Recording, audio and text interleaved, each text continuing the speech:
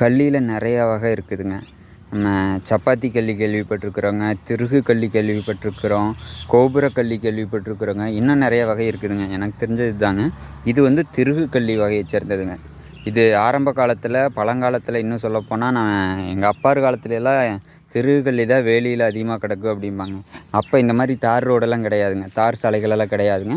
அப்போ இருந்தது எல்லாமே வண்டி பாதைகள் தான். ஏன்னா கட்ட வண்டி தான் இருந்துச்சுங்க. இந்த திருகுகள்லிகள் தான் கட்ட வண்டி போகிற 2 பாதையும் வண்டி தடத்தின் 2 ஓரங்களிலும் திருகுகள்ளி சூழ்ந்த காடுகளாகத்தான் அனைத்து காடுகளும் இருந்திருக்குதுங்க. இதில் பழம் பிடிக்குங்க, திருகுகள்ளி பழம். அப்போ இந்த திருகுகள்ளியின் மறைவில் ஏகப்பட்ட கொலைகளும் வன்முறைகளும் நடந்திருக்குதுங்க.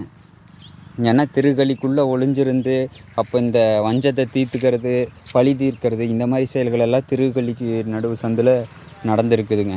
இது கேள்விப்பட்டு கண்கூடாக எங்கள் அப்பாரும் பார்த்த விடயங்களை எனக்கு நிறையா சொல்லியிருக்காருங்க நான் சின்ன காலத்தில். இதுவும் பழம் பிடிக்குங்க, திருகல்லி பழம். அதுவும் அற்புதமான சுவை இருக்குங்க. நான் இன்னும் சாப்பிட்டது இல்லைங்க, சொல்லித்தான் கேட்டிருக்கிறேன் நான்.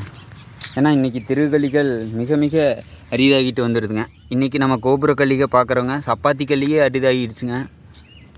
பார்ப்போங்க, திருகல்லி பழம் வாய்ப்பு இருந்தால் சாப்பிட்டு பார்ப்போங்க.